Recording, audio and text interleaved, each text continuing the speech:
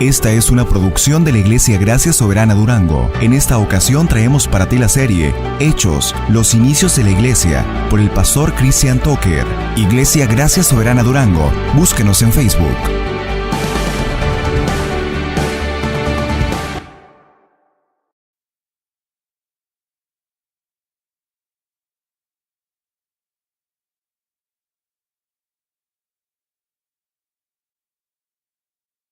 El texto que hoy vamos a estar explorando se encuentra en el capítulo 24 del libro de Hechos y vamos a estar explorando la respuesta que el apóstol Pablo presentó en su defensa ante Félix, ante la acusación falsa que hizo Tértulo y Ananías cuando lo presentaron ante el gobernador porque lo querían matar.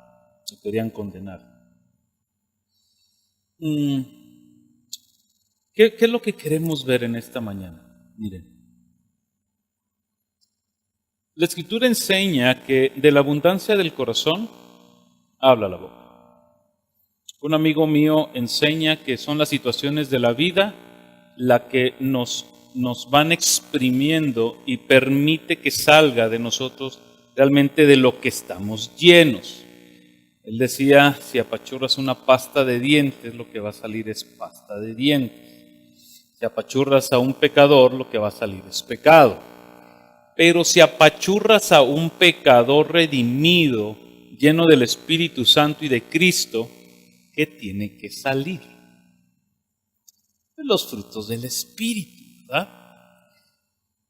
La situación en la que se encontraba Pablo ante un juicio injusto.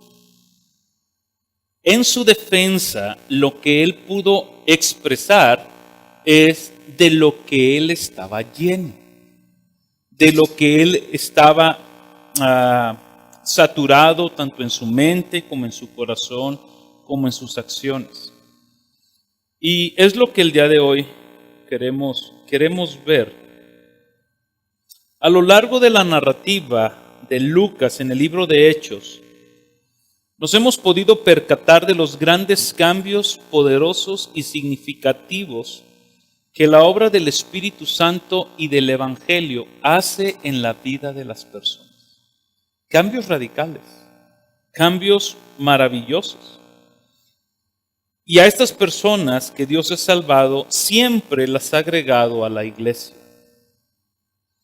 Hemos leído ya en 23 capítulos cómo el Espíritu Santo ha tomado las verdades del Evangelio y, por ejemplo, en un solo día convirtió a más de 3,000 personas. Tomó a un hombre que pocos días antes de que Jesús muriera o el día que Jesús fue arrestado, lo negó 3 veces.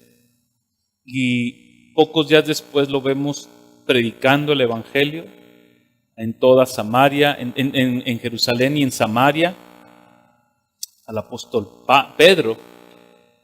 Más adelante vemos aquel hombre aguerrido y aferrado a matar a todos los cristianos habidos y por haber. Un día el Evangelio lo encuentra, el Espíritu Santo le transforma y 2-3 días después lo encontramos en Jerusalén proclamando que Cristo verdaderamente es el Hijo de Dios. Y así encontramos varias personas. Vemos a Cornelio convirtiéndose en un evangelista, trayendo gente a su casa para que el Evangelio fuera proclamado y ellos escucharan. Vemos a Lidia yendo a orar y el Espíritu Santo abriéndole el corazón y los oídos para lo que Pablo decía. Vemos al carcelero de Filipo teniendo que sufrir un terremoto en su casa para decir, ¿qué tengo que hacer para ser salvo? Y cada una de estas personas hay un antes y un después del Evangelio. Una de las conversiones más drásticas que nosotros vemos siempre es la del apóstol Pablo. Porque dentro de la religión fariseica o del fariseísmo, pues él dijo fariseo de fariseos, en cuanto a la ley, celoso de la ley, irreprensible en cuanto a la ley. O sea, realmente era un hombre religioso, pero era un hombre malvado también. Y definitivamente lo que nosotros vemos a partir del capítulo 10 en adelante es el carácter de Pablo siendo moldeado por Dios al pasar del tiempo. Tú y yo leemos 24 capítulos, ¿verdad? Pero Hechos abarca 30 años de la historia de la iglesia, los primeros 30 años. Entonces, como que a veces queremos ver o proyectamos como de un capítulo a otro, el malvado se convirtió en bueno, el que no predicaba ya predicaba, ¿verdad? Y después vemos un apóstol Pablo creciendo en carácter. Hoy queremos ver entonces cómo luce una vida que ha sido moldeada por Dios. Y quiero darte esta esperanza. El mismo Espíritu Santo que trabajó en la vida de Pablo es el mismo Espíritu Santo que ahora habita en nosotros.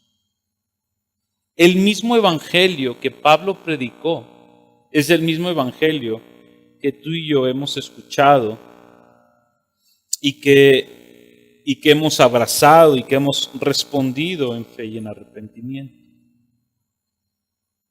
Lo que vamos a ver en la respuesta de Pablo es ir explorando el carácter del apóstol Pablo.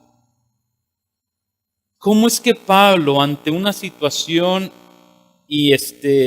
incómoda, ante una acusación falsa, ante un lugar donde dice que Lucas, que él estaba ahí, Tértulo habló y todos los que estaban ahí dijeron, así como dice Tértulo, era uno contra el mundo. ¿Cómo respondió Pablo? ¿Qué es lo que había en el interior del apóstol Pablo que lo mantuvo firme ante Félix? Y hemos titulado al sermón del día de hoy de esta manera: la vida piadosa de un testigo de Cristo.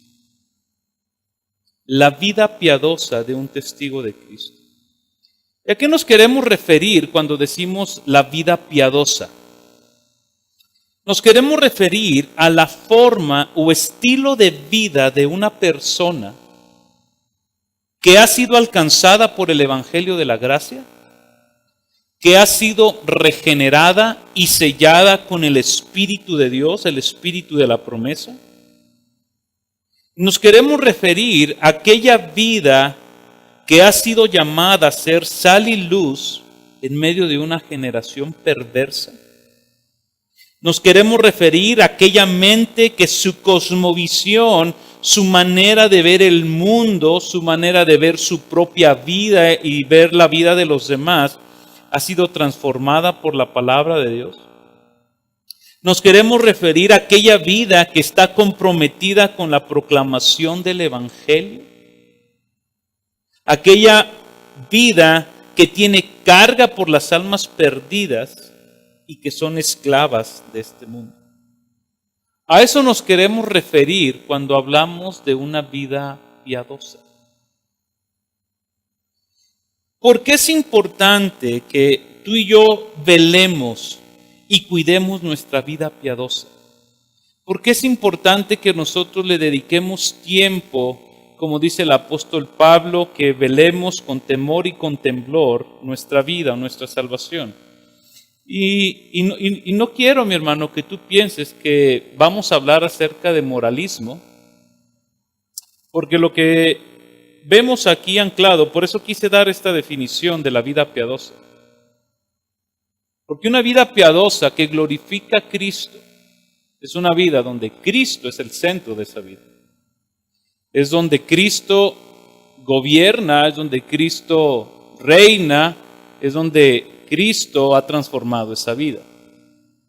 Porque muy probablemente, conforme vamos a ir explorando la vida de Pablo, tú y yo nos vamos a encontrar con que posiblemente yo puedo hacer eso sin Cristo. Pero sería una vida, por ejemplo, de adoración ególatra, porque quieres la adoración para ti y no para Cristo. Mi preámbulo fue, el Espíritu Santo que transformó a Pablo es el mismo que está en nosotros. Y eso nos da esperanza. Eso nos trae confianza. Porque es importante que tú y yo dediquemos tiempo a nuestra vida piadosa. Así lo expresó Pablo en 1 de Timoteo, capítulo 4, versículo 7. Le dijo a Timoteo, más bien, disciplínate a ti mismo para la piedad, porque el ejercicio físico aprovecha para poco. Por eso yo no hago mucho ejercicio. Aprovecha para poco, dice la Escritura. Pero la piedad aprovecha ¿qué? Para mucho. Aprovecha para todo, pues tiene promesa para la vida presente y tiene también promesa para la vida futura. Y después de estas palabras, Pablo le dice esto: palabra fiel es esta y digna de ser aceptada por todos. Estas palabras que Pablo le trajo a Timoteo, Timoteo, disciplínate para la piedad, ejercítate, sé disciplinado, sé intencional, sé diligente, porque tiene provecho para todo. En esta vida tú le vas a sacar provecho, pero también tiene promesa para la vida futura. Y posiblemente alguien ha de haber estado, híjole, Pablo, pero la vida piadosa, dice, y palabra fiel es esta, y digna de ser aceptada. Por eso es importante, porque hay una promesa. Cuando tú comienzas un proyecto, nadie comienza un proyecto sin esperar un beneficio. Nadie va al gimnasio, tomando el ejemplo de Timoteo, nadie va al gimnasio y le mete pesas y hace ejercicio para salir con la misma panza con la que llegó. ¿Verdad? Uno va al gimnasio para ponerse no como yo, porque yo no hago ejercicio, pero pues no tan tiradillo al traste, como se dice, ¿verdad? Quiere ver uno un cambio, por eso te ponen espejos, para levantarte tu ego. La primer gota de sudor dices, ya estoy quemando grasa. No, hombre, pura agua lo que estás quemando. Pero tú comienzas un proyecto con una esperanza. Te metes al gym y dices, de aquí como Schwarzenegger, ¿verdad? Y vas y le metes. Ok. Pablo lo que nos está dando a entender en este texto es eso. Ejercítate para la piedad. Hay un beneficio. Te va a ser provechoso. No solamente para la vida futura en el cielo, sino también para este lado de la gloria. Vas a tener un provecho, un propósito. Okay. Capítulo 24 del libro de Hechos. Voy a leer desde el versículo 11 hasta el versículo 17. Que es la respuesta de Pablo a Félix. No la voy a leer por completo, toda la respuesta es hasta el versículo 21, pero solamente vamos a leer hasta el 17. Versículo 10. Después que el gobernador le hizo una señal para que hablara, Pablo respondió: sabiendo que por muchos años tú has sido juez en esta nación, con gusto presento mi defensa. Puesto que tú puedes comprobar el hecho de que no hace más de 12 días que subí a Jerusalén a adorar. Y ni en el templo, ni en la sinagoga, ni en la ciudad misma me encontraron discutiendo con nadie o provocando un tumulto. Ni tampoco pueden probarte de lo que ahora se me acusa. Pero esto admito ante ti, que según el camino que ellos llaman secta, yo sirvo al Dios de nuestros padres, creyendo todo lo que es conforme a la ley y que está escrito en los profetas, teniendo la misma esperanza en Dios que estos también abrigan, de que ciertamente habrá una resurrección tanto de los justos como de los impíos. Por esto yo también me esfuerzo por conservar siempre una conciencia irreprensible delante de Dios y delante de los hombres. Y después de varios años he venido para traer limosnas a mi nación y presentar ofrendas. Versículo 24. Pero pocos días más tarde, después de que Félix le da una respuesta a Pablo y lo mandan custodiar, Lucas escribe lo siguiente.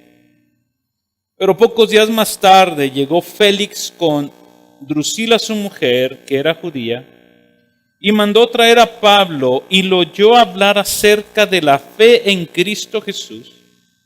Y al disertar Pablo sobre la justicia, el dominio propio y el juicio venidero, Félix, atemorizado, dijo: vete por ahora, pero cuando tenga tiempo te mandaré llamar.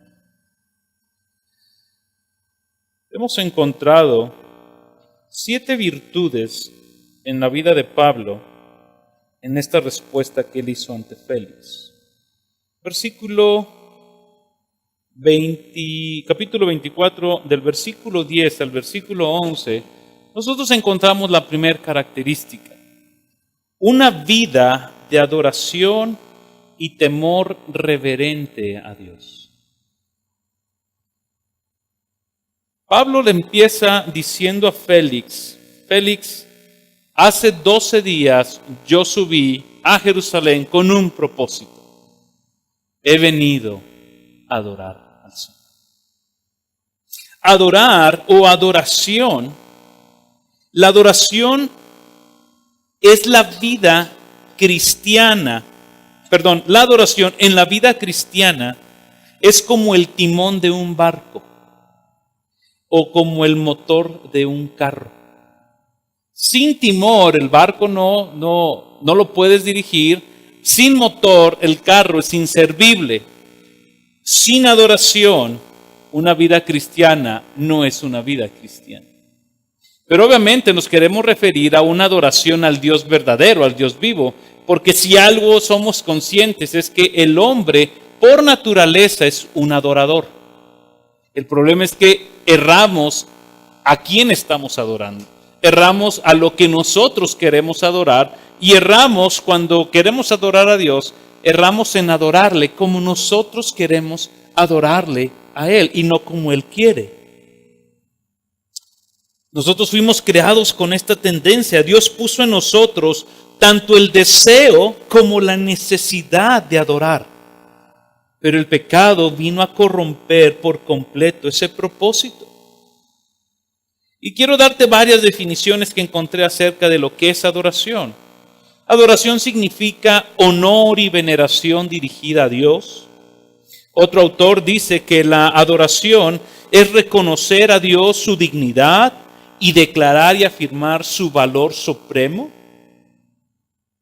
Otro autor dice que la adoración supone el reconocimiento por parte del adorador de la grandeza divina, de la majestad y la suprema perfección y dominio de Dios. Fíjate que ninguno de estas definiciones nos dice que la adoración es cantar. Aunque va implícita en nuestra adoración el cantar. Pero el cantar no es adoración. Cuando hablamos de adoración, nos estamos entonces refiriendo a algo que nosotros le estamos dando a Dios. No solamente nuestros cánticos, sino nuestra veneración, nuestro reconocimiento, nuestra admiración, nuestra reverencia ante su grandeza, ante su majestad, ante su santidad, ante su perfección. Porque la adoración a la cual Pablo estaba apelando es una vida de adoración, era un estilo de vida en el apóstol Pablo. Pablo no iba al templo a decir, bueno, ahorita es el culto, ¿verdad? Tengo que llegar temprano para poder alcanzar los 3 salmos que vamos a entonar y después hacer otra cosa, ¿no? Pablo vivía una vida de adoración completa. ¿Cuándo es cuando comienza una vida de adoración en nosotros? La adoración comienza cuando tú y yo nos ofrecemos a Dios, a nosotros mismos, como respuesta al Evangelio.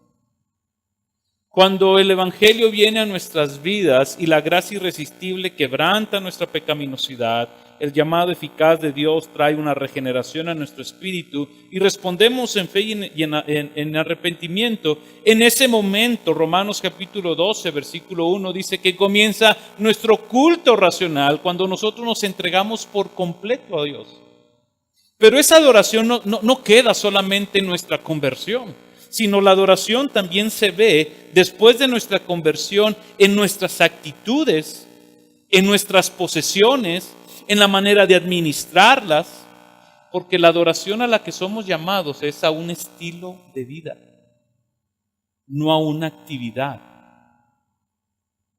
¿Cómo se ve, por ejemplo, una adoración en la vida cotidiana? La primera que les comenté es esta, cuando tú te ofreces a ti mismo, Romanos capítulo 12, versículo 1. Pablo enseña y nos dice, entrégate al Señor como un sacrificio. Cuando tú lees los sacrificios en el Antiguo Testamento, era un ritual donde se consumía por completo a los animales. Y más si era un sacrificio de holocausto. Se quemaba por completo, se tasajeaba el animal y se quemaba por completo porque era una adoración al Señor. Pablo apela a eso en Romanos y dice, ofrécete de esa manera. Así comienza tu vida de oración. Casi siempre nosotros oramos y decimos, Señor, que nuestra adoración sea agradable a ti, ¿verdad? Y apelamos a eso porque vamos escondidos atrás de Cristo Jesús, porque es Cristo quien hace agradable nuestra adoración, nuestra exaltación al Padre. Romanos así lo enseña. Dice, preséntense o presentáis vuestros cuerpos como sacrificio vivo y santo, aceptable a Dios, que esto es vuestro culto racional. Cuando tú te entregas por completo a Dios, comienza tu vida de adoración. ¿Cómo se ve tu vida de oración en la vida cotidiana? En la manera en cómo te comportas con las demás personas. Recuerda, la adoración es un estilo de vida. Y si Romanos nos dice que nuestra vida es agradable y aceptable a Dios, vamos a tomar ese concepto de agradable y aceptable a Dios para poder entender los siguientes versículos. Ahí mismo en Romanos capítulo 14, versículos 18 y 19, Pablo nos enseña esto. Porque el que de esta manera sirve a Cristo es aceptable a Dios y aprobado por los hombres. Así que procuremos lo que contribuye a la paz y a la edificación mutua.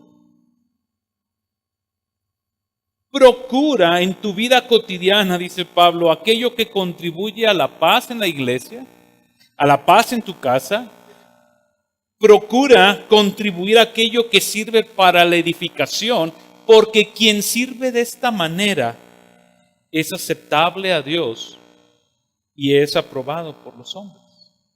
Comienza ahí tu adoración. ¿Cómo tratas a las demás? ¿Qué tanto inviertes de tu vida? ¿Qué tanto sumas a la vida de otra persona? ¿Qué tanto bendices a la vida de otra persona? Porque el que sirve de esta manera es aceptable a Dios. Otra manera de ver tu adoración en la vida cotidiana es tu conducta personal. Tu conducta donde nadie te ve. Pablo en Efesios nos enseña lo siguiente. Efesios 5:8.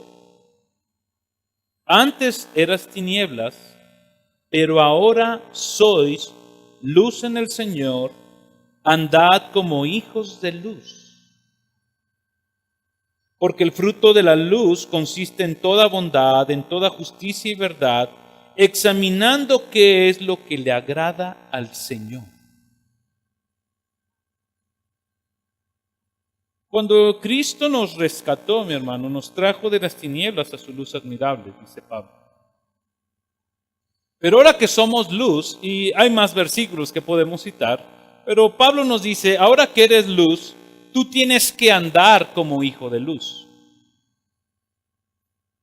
¿Cómo es tu resplandor? Donde nadie te ve. Porque donde nos ven, somos como el dicho mexicano: candil de la calle, oscuridad en la casa. Candil de la calle, oscuridad en la casa. Pero Pablo nos enseña, dice, una vida piadosa en donde nadie te ve, se comporta como un hijo de luz. Se comporta buscando en la soledad, qué tremendo, en la soledad, cómo agradar al Señor. Cuando estás acostado, descansando, anda como hijo de luz. ¿Qué piensas en ese momento? ¿En qué estás meditando? Cuando te estás bañando, cuando vas en el carro. Anda como hijo de luz. Porque es un rasgo de una vida piadosa. Una vida de entrega total. Una vida donde mi comportamiento con las demás personas siempre busca no agradar a los hombres, sino agradar a Dios. Porque cuando yo busco agradar a Dios, los hombres lo van a notar.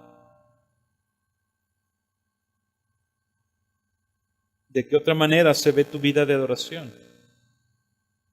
Cuando de manera interna y externa reconoces la grandeza del Señor.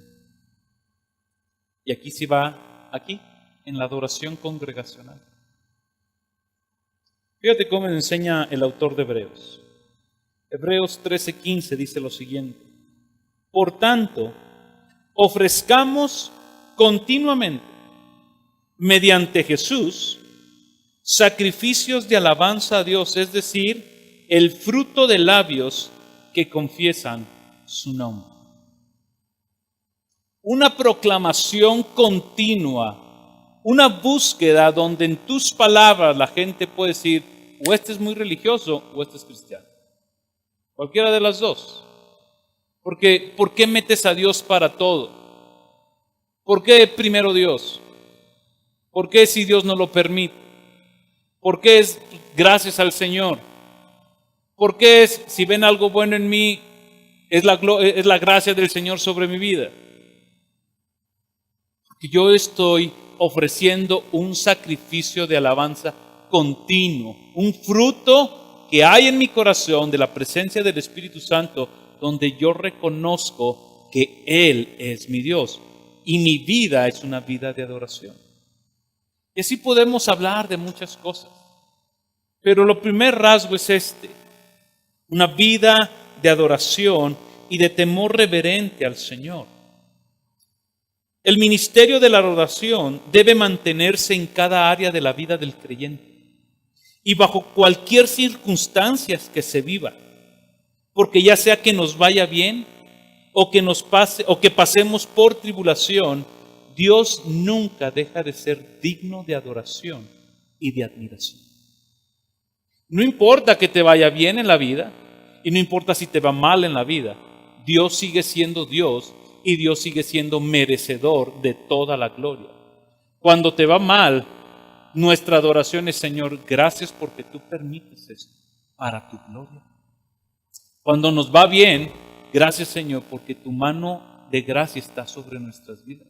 Cuando estamos sanos, Señor, gracias porque estoy sano. Y cuando estamos enfermos, Señor, gracias porque en tu providencia orquestaste esta enfermedad, Señor, para tratar algo conmigo. Gracias, Padre. Una vida de adoración en cualquier área. ¿Y cómo es que se ve esta adoración? Porque el ministerio de la adoración desciende del Padre por medio del Hijo en el poder del Espíritu Santo y se ve reflejada en la vida del ser humano. El Evangelio presente en la vida del hombre. Toda la vida del cristiano, mi hermano, en conjunto es un acto de adoración. Ve cómo Pablo lo expresa. Romanos capítulo 14, versículos 7 y 8. Porque ninguno de nosotros vive para sí mismo. Ah, ¿no? Pablo, ¿qué no vivimos para nuestros propósitos? ¿Que no somos personas independientes? ¿Que no somos personas donde pues nuestros intereses personales son los que valen?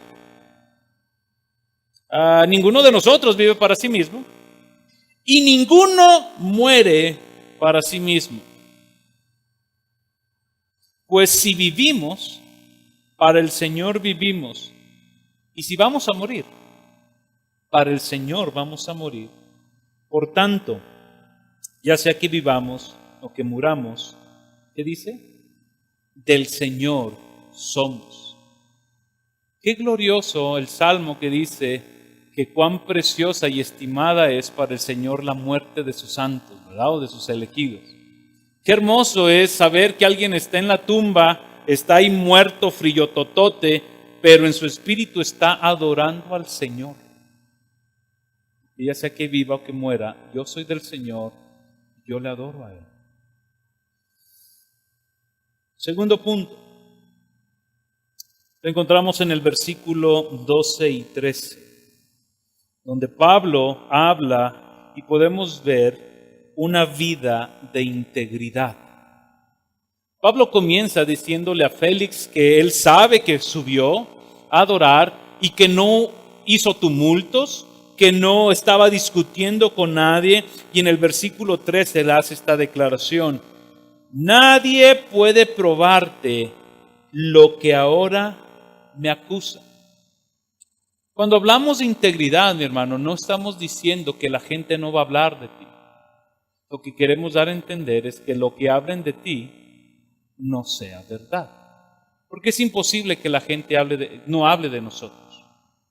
Pero lo que sí podemos cuidar es que lo que se hable de nosotros no sea verdadero. Integridad, dice Miguel Núñez, así la define en su libro, en el sentido más amplio significa estar libre de manchas. El concepto de integridad es predecible de cuánto está completo y tiene todas sus partes el hombre, sin que le falte nada. En pocas palabras, una persona que es recta. La integridad, mi hermano, es el fundamento del carácter cristiano.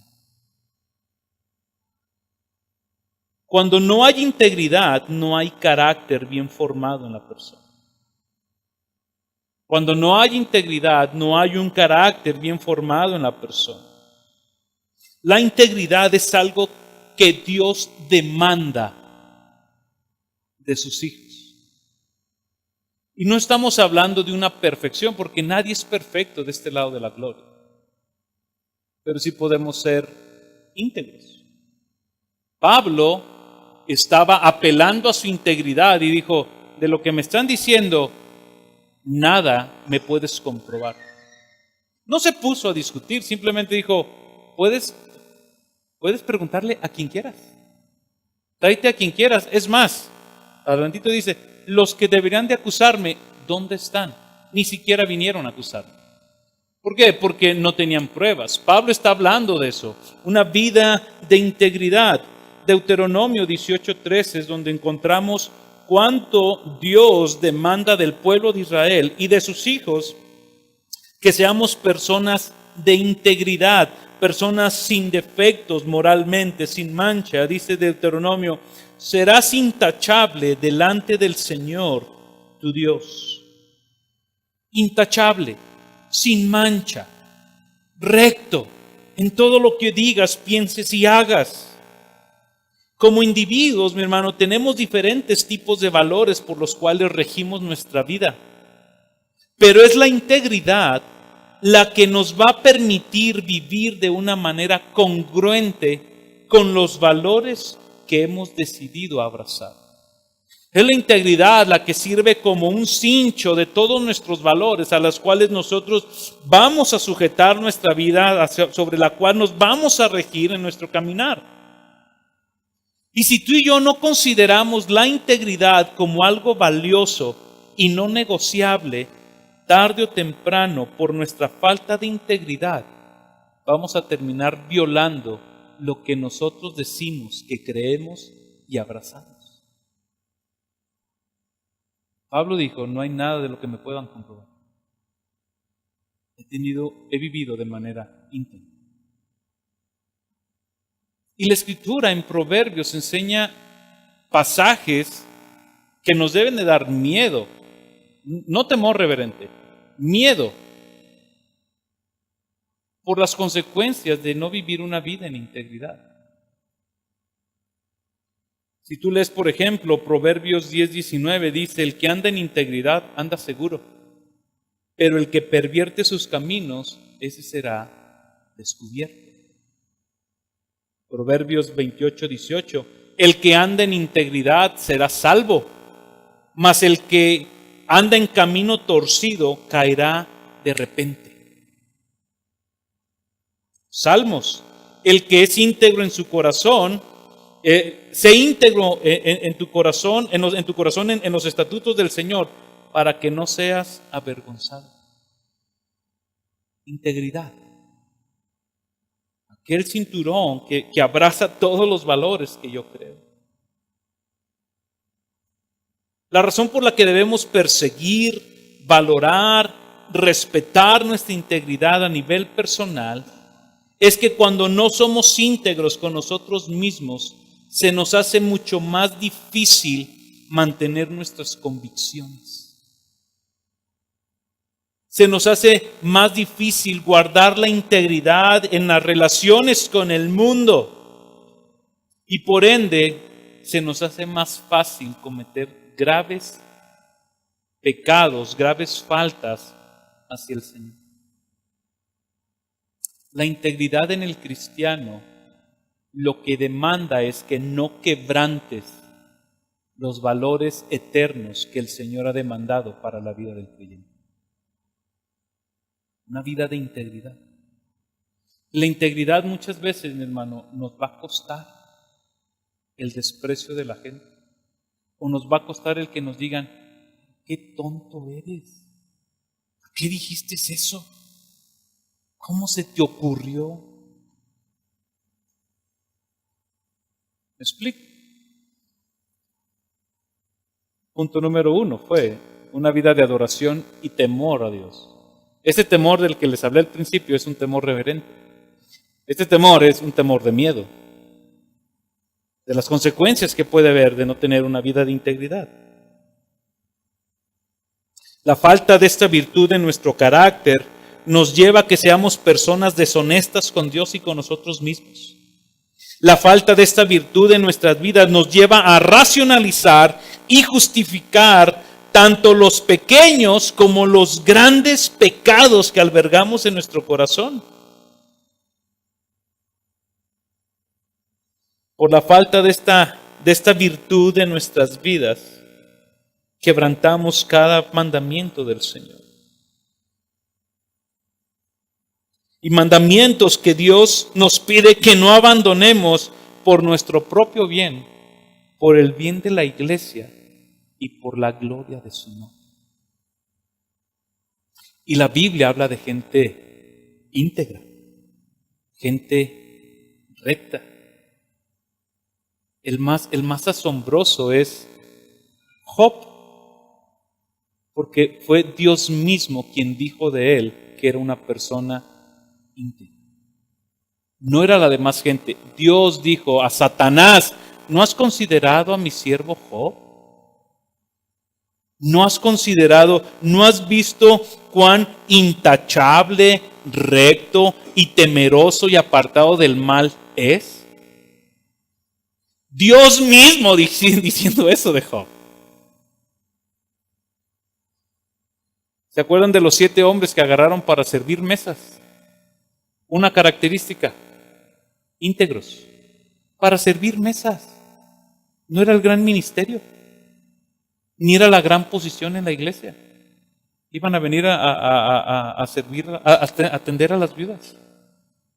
Personas de integridad. ¿Se acuerdan de Timoteo? Cuando Pablo lo escogió, Lucas narra que de Listra y de Iconio todos hablaban bien de él. Todos. No había una queja, no había alguien que les pudiera señalar algo a él. personas de integridad. Y así es como tú y yo nos tenemos que ver. Cuando Josué ya está en sus últimos días, ya estaba viejito, ya se iba a morir, vean lo que le escribió al pueblo. Vayan a Josué, por favor. Yo sé que Alejandro de buena intención les proyecta los pasajes, pero para eso traen sus Biblias los domingos. Vayan a Josué, capítulo 24, versículo 14. Ya está terminando Josué su vida y dice: ahora pues, temed al Señor y servirle con integridad y con fidelidad. Quiten los dioses que vuestros padres sirvieron al otro lado del río en Egipto y servir al Señor. Y si no os parece bien servir al Señor, escoged hoy a quién sirváis, si a los dioses que sirvieron vuestros padres que estaban en el río, o a los dioses de los amorreos en cuya tierra habitáis, pero yo y mi casa serviremos al Señor. Antes de que lleguemos ahí, porque este texto lo encuentras en las casas. Entras, yo y mi casa serviremos al Señor. Sí, pero un versículo arriba, con temor y con integridad. Deberíamos de poner eso. Esta casa sirve al Señor con temor y con integridad. Porque servir está fácil. Es bien sencillo. Somos la gente bien servicial. Con temor, con integridad. Tercera característica de una vida piadosa. Una vida que está al servicio de Dios y a la causa del Evangelio. Pablo en su disertación le dice lo siguiente a Tértulo, a Félix: esto admito ante ti, esto te declaro, esto reconozco, que según el camino que estos hombres llaman secta, yo sirvo al Dios de nuestros padres.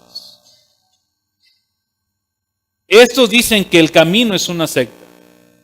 Déjame te digo algo, Félix. Te declaro, te sostengo, te admito, lo que quieras, de que yo sirvo a este Dios. Pablo no se avergonzaba de ser cristiano. A Pablo no le daba vergüenza reconocer que era un pecador perdonado por la sangre de Jesús. Pablo no menospreció el gran precio que Cristo pagó por su alma. Su redención lo llevó a entender que ahora ya no sirve a sí mismo, sino que sus miembros ahora sirven al Señor. Su mente, sus dones, sus talentos, todo ahora estaba encontrando una verdadera razón por la cual había nacido: servir a Jesús.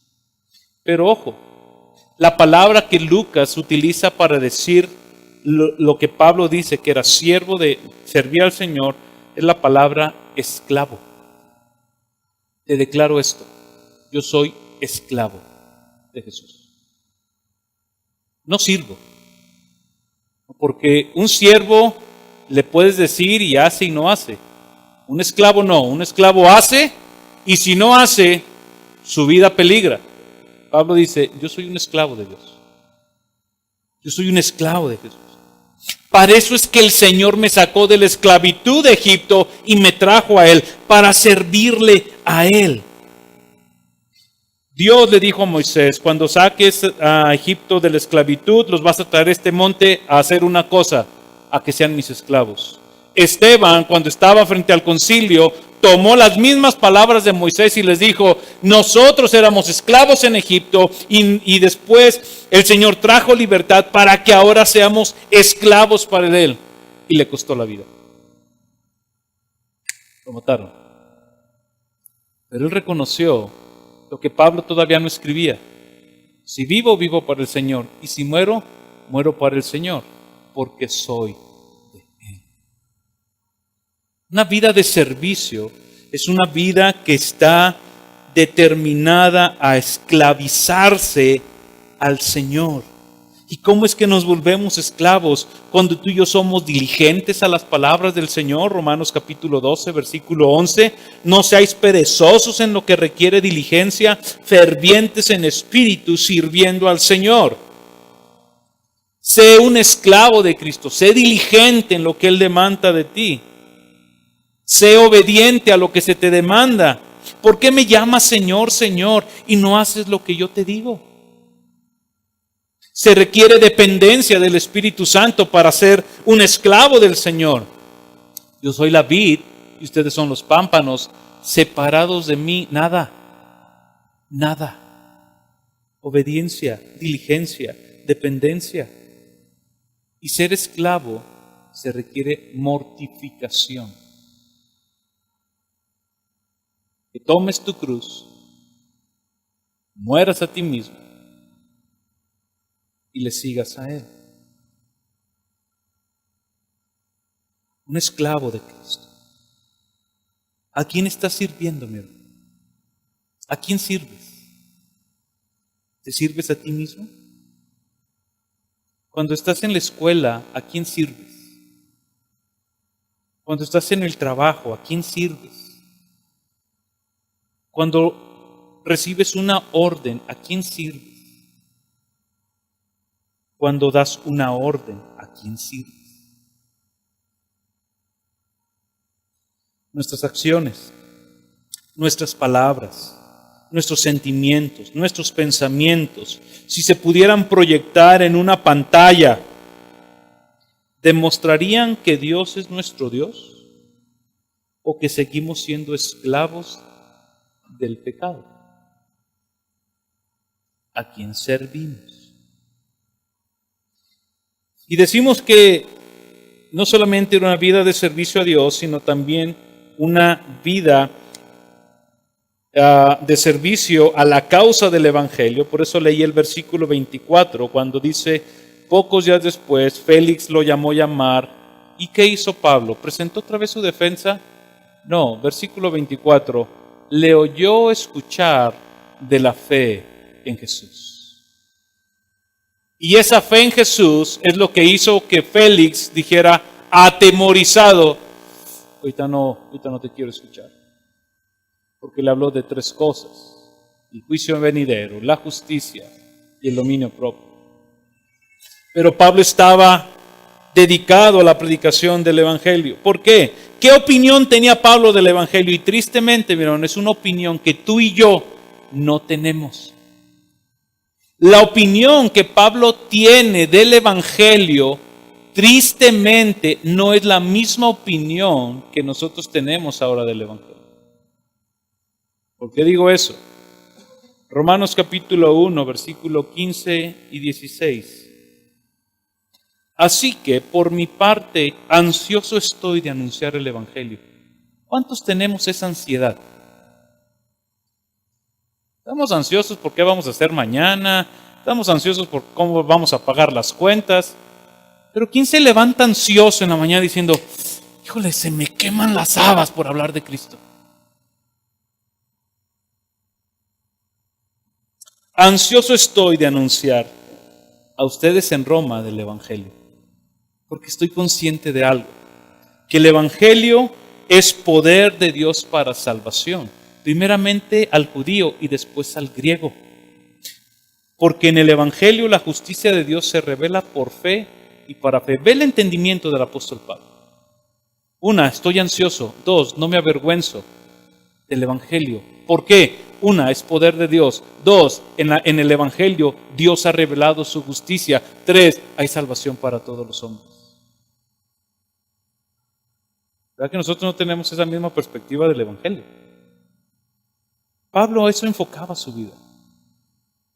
Pablo llegó con Priscila y Aquila a hacer tiendas y a predicar el Evangelio. No llegó a montar un Walmart para vender sus tiendas. Ni llegó a poner su tiendita de la esquina. Lo hacía para sostenerse, sí, pero con un propósito. Una vida dedicada a la causa de Cristo.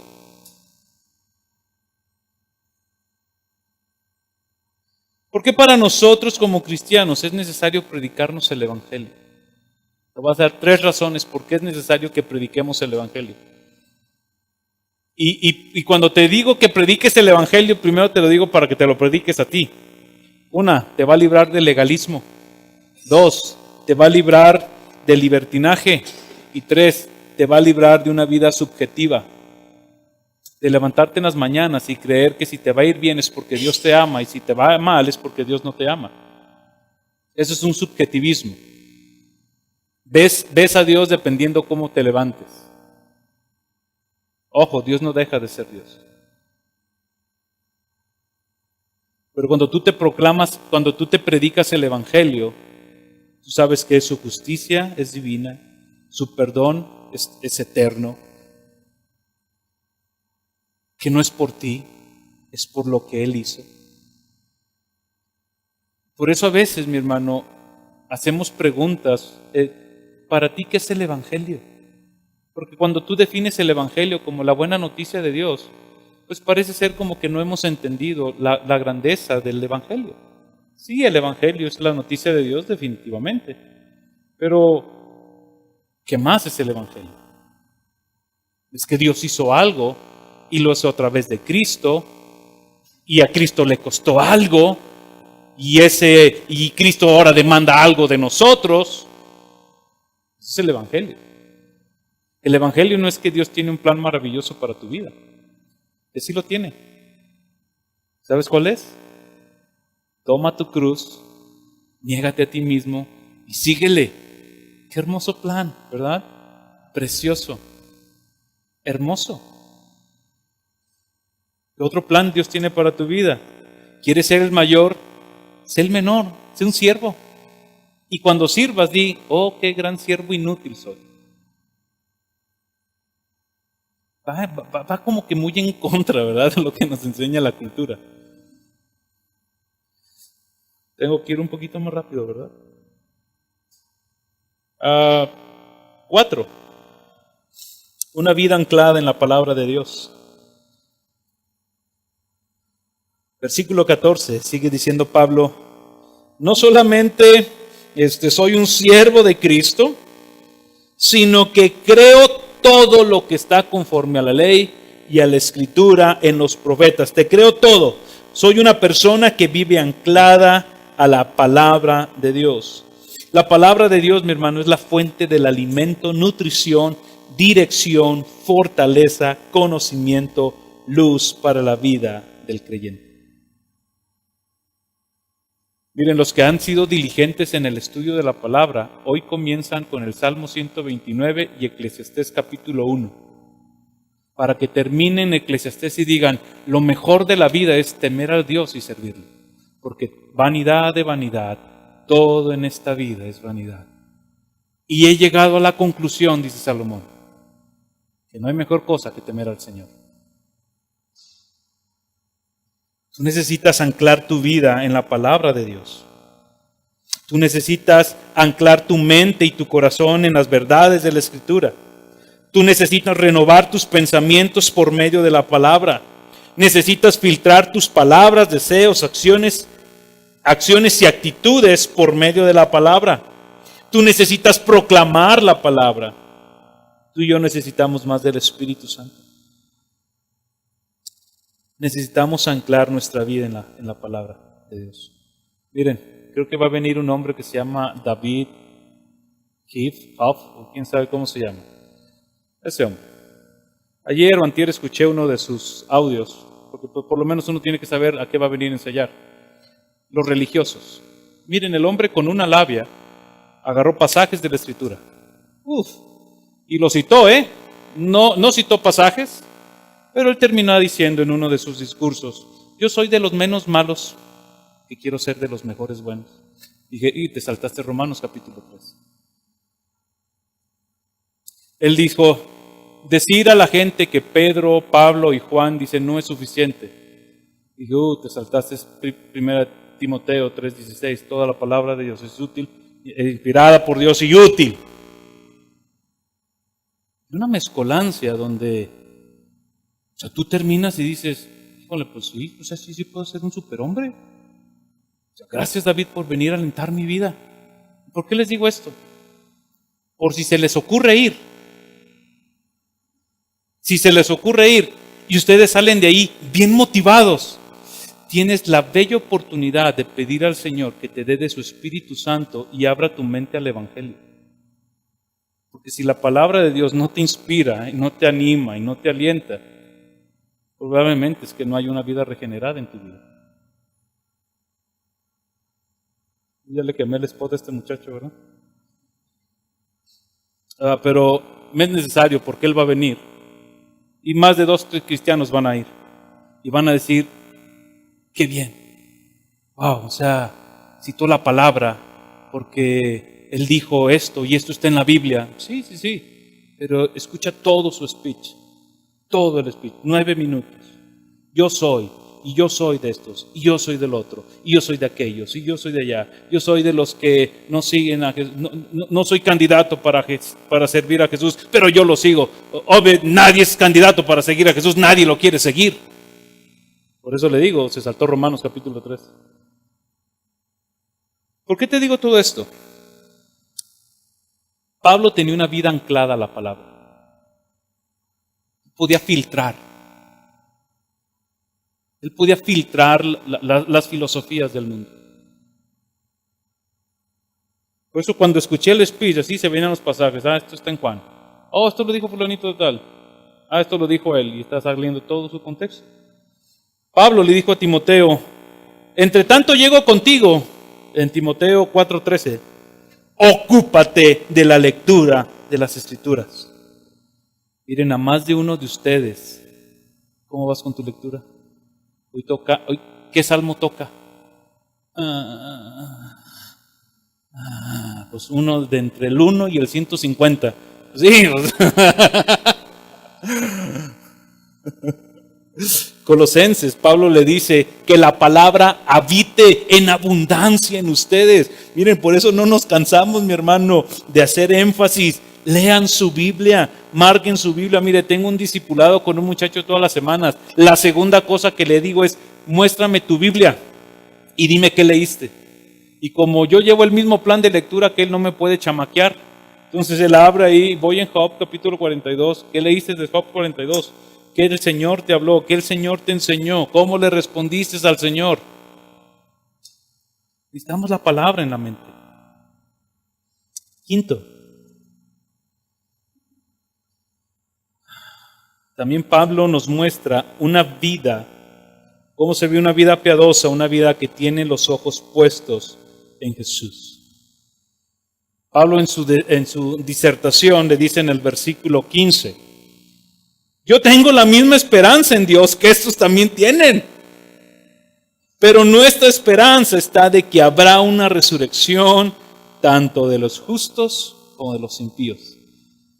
Te está diciendo Félix, mira, yo tengo una esperanza. En este mundo estoy de pasadita. Tengo una ciudadanía mejor. Estoy esperando a alguien más. Estoy poniendo mi mirada en las cosas de arriba y no en las de la tierra. Estoy haciendo lo que Jesús dice. Mirad, buscad primeramente el reino de Dios y su justicia y todo lo demás. ¿Qué es todo lo demás? Todo lo demás. ¿Qué va a hacer? Vendrá por añadidura. Félix, yo tengo una esperanza. Yo tengo una esperanza. Yo camino mi vida recordando y sabiendo esto, lo que escribió el autor de Hebreos, que somos peregrinos y extranjeros, que nuestra ciudadanía no está en la tierra, sino en el cielo, porque allá tenemos una patria mejor, una patria celestial. Y cuando Él se manifieste, dice Juan, le voy a ver tal como Él es. Qué hermoso. Hay una esperanza. No camino en este mundo, le dice Pablo a Félix, no camino en este mundo como si yo no supiera a qué vine. Tengo una esperanza eterna. Ve lo que dice Hebreos capítulo 12, versículo 1. Corramos con paciencia la carrera que tenemos por delante. verso 2, puestos los ojos en Jesús, el autor y consumador de nuestra fe, quien por el gozo puesto delante de él soportó la cruz, menospreciando la vergüenza, y se ha sentado a la diestra del trono de Dios.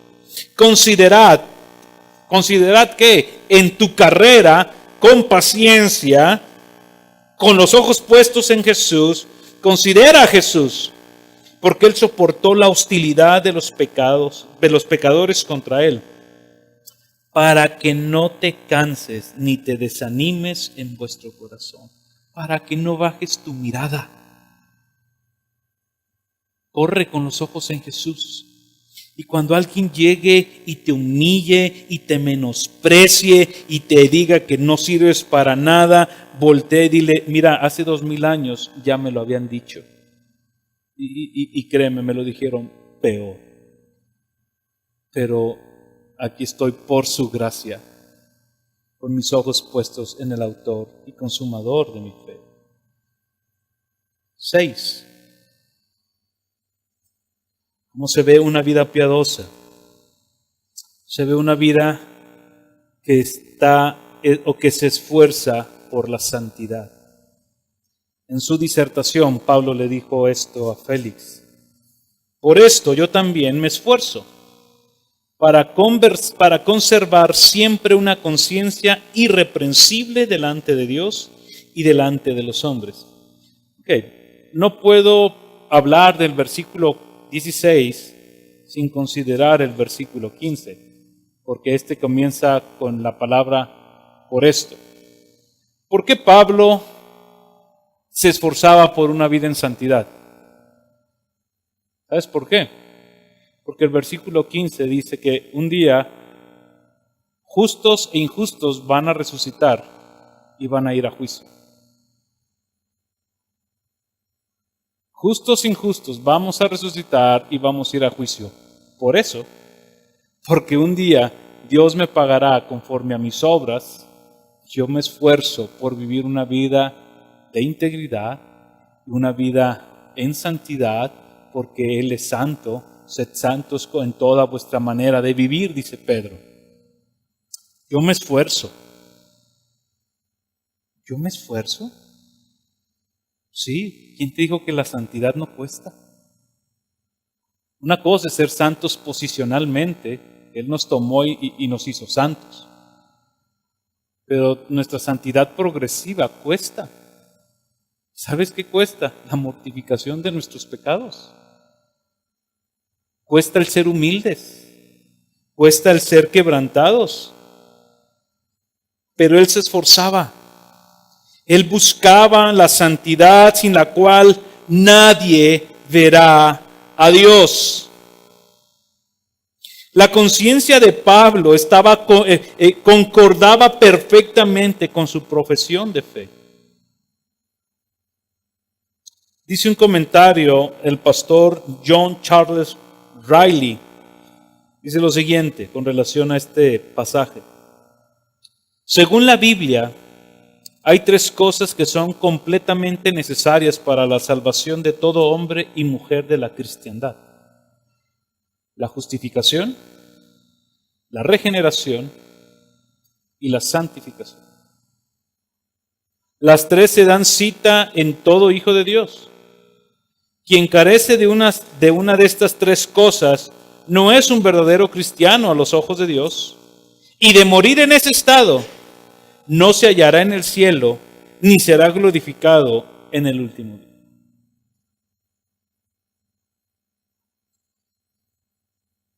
Hebreos 12:14 dice: buscad la santidad, sin la cual nadie verá a Dios.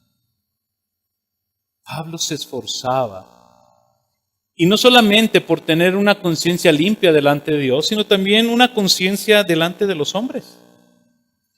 O sea que tenemos que agradar a los hombres. No, pero tenemos que hacer buenas obras delante de los hombres. Sí. ¿Por qué? Porque si vivo, vivo para el Señor, y si muero, pues muero para el Señor, porque ya sea que vivamos o moramos, del Señor soy. Aparte, Jesús dijo algo bien importante en Mateo capítulo 5, versículo 16. Dice, así brille vuestra luz delante de los hombres. Mateo 5, 16. Así brille vuestra luz delante de los hombres para que vean vuestras buenas acciones y te glorifiquen y te digan qué buen cristiano eres. Te digan, Brenda, no hay trabajadora como tú. Poncho, el mejor representante del mundo mundial. Eso dice el texto. Porque hay que hacer las cosas bien. Para que glorifiquen al Padre. Para que cuando te digan, Poncho, eres el mejor representante del mundo mundial, Poncho puede decir, gracias al Señor. Porque no hay nada en este mundo que yo tenga que no me haya sido dado. No tengo nada de qué gloriar. Pero eres muy bueno. Gracias al Señor, porque Él me dio la habilidad. Porque no se la dio a Cristian. Cristian no tiene esta habilidad para ser representante médico. Yo le recetaría todo paracetamol. Me duele la cabeza, tómese paracetamol. Y los intestinos, tómese paracetamol. Y ore al Señor. Para que el paracetamol haga algo en su vida. Las buenas obras, mi hermano, no se hacen para que seamos más santos. Ojo, las buenas obras no se hacen para que seamos más santos. Las buenas obras las hacemos porque somos santos. Y nuestras obras ponen de manifiesto nuestra santidad y nuestra fe en Jesús. Por último, y con esto termino.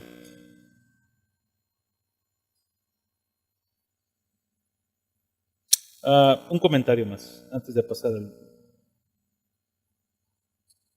No debemos de buscar la santidad de nuestra vida diaria como un medio para ganar el favor de Dios, como un medio para ganar la aceptación de los hombres, o como un medio para el engrandecimiento personal. Porque si no, entonces caerías en el rublo de la moralidad y la religiosidad barata. Si todo lo haces para que hablen bien de ti, ya chafiaste. ¿Van a hablar bien de ti? Sí, pero ya chafiaste. Porque no lo hiciste para que el Padre sea glorificado. Por último, con eso termino. En su disertación, Pablo dijo lo siguiente, versículo 17. Y después de varios años de andar predicando el Evangelio de aquí para allá, he venido a servir a mis hermanos. He venido, como dice, a traer limosnas a mi nación. ¿De qué nos habla esto? Una vida que está presta para servir a sus hermanos de manera sacrificial. He venido a servir a mis hermanos. No he venido para que me sirvan, he venido a servir. ¿Dónde aprendió eso? ¿Dónde aprendió eso Pablo? De Jesús. Con eso terminamos. 7 virtudes de una vida piadosa. 7 virtudes que probablemente podamos explorar en nuestras vidas y nos encontremos falta en más de una o de 2. Pero confiamos y sabemos que estas 7 virtudes están en el Hijo de Dios, quien nos amó y se entregó a sí mismo por nosotros para llevarnos al Padre. Estas 7 virtudes son 7 frutos o 7 regalos que el Espíritu de Dios, con el cual hemos sido sellados, irá produciendo en nuestras vidas en la medida en que nosotros intencionalmente, diligentemente, busquemos y nos pongamos en las manos del Señor. Cristo vivió una vida de adoración y temor al Señor. Él vivió la vida de integridad que nadie ha vivido. Él sirvió a Dios y a la causa del Evangelio. Él era la palabra anclada misma. Él siempre vivió con los ojos puestos en el Señor, haciendo su voluntad. Fue el hombre más santo y perfecto. Y vivió una vida sacrificial por su iglesia. Una vida piadosa. Con esta pregunta termino. ¿Con cuál de estas 7 virtudes tienes que trabajar esta semana? No vas a querer dar pasos agigantados. Un paso a la vez, decía un amigo mío. Un paso a la vez. Una verdad a la vez. Un principio a la vez. ¿Cuál vas a trabajar en esta semana? Recuerda que el Espíritu de Dios que estaba en el apóstol Pablo es el mismo que está ahora en nosotros. Nuestra oración del día de hoy tiene que ser: Señor, pon en mí la misma mente que hubo en Cristo. Concédeme, Señor, que mi mentalidad, mi corazón, mi alma sea transformada por la palabra.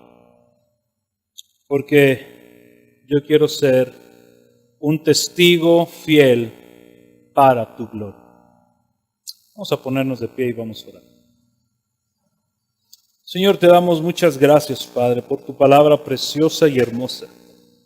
Gracias por el Espíritu Santo, Señor, que has hecho morar en nosotros. Gracias, Padre, por permitirnos ver en la persona de Jesús cada uno de estos atributos. Señor, muy probablemente nosotros nos encontramos faltos, Señor. Queremos pedirte perdón, Señor. Perdón, Padre, porque creemos que es por falta de diligencia, que es porque nosotros somos demasiado indisciplinados. Señor, que no hemos aprendido a diferenciar entre lo importante del Evangelio y lo urgente de nuestra vida cotidiana. Señor, muy probablemente hemos sido personas que le estamos dedicando más esfuerzo a nuestra vida terrenal. Señor, y no estamos diciendo, Señor, que seamos holgazanes. Señor, sino que simplemente caminamos en esta vida, no con los ojos puestos en Jesús. Tenemos la fe puesta en Jesús, pero pareciese ser, Señor, como que la vista no la tenemos puesta en Jesús todavía. Señor, te necesitamos. Cada una de estas verdades, Espíritu Santo, te rogamos, ayúdanos. Ayúdanos, Padre, a vivir una vida de adoración y reverencia. A vivir, Señor, anclados en la palabra. Explorar, Señor, la integridad de nuestras vidas. Señor, a ver qué tan esclavos tuyos somos o qué tan esclavos del mundo somos. Señor, estar explorando qué tanto servimos a ti, qué tanto estamos comprometidos con servir a tu iglesia. Espíritu Santo, ponemos nuestras vidas en tus manos. Y te pedimos, Señor, esta semana, ayúdanos a trabajar en un área. Señor, transforma nuestra mente. Pon en mí, Señor, la mente de Cristo. Renueva mi mente, Señor, porque queremos ser testigos fieles, queremos ser cristianos fieles, queremos ser, Señor, siervos para tu gloria y para tu honra. En el nombre de Jesús. Amén. Búscanos en Facebook y YouTube como Iglesia Gracia Soberana Durango y disfruta de este y otros mensajes. Visítanos, estamos en calle Alberto Terrones, número 733, zona Centro Sur, Durango. Estaremos contentos de recibirte.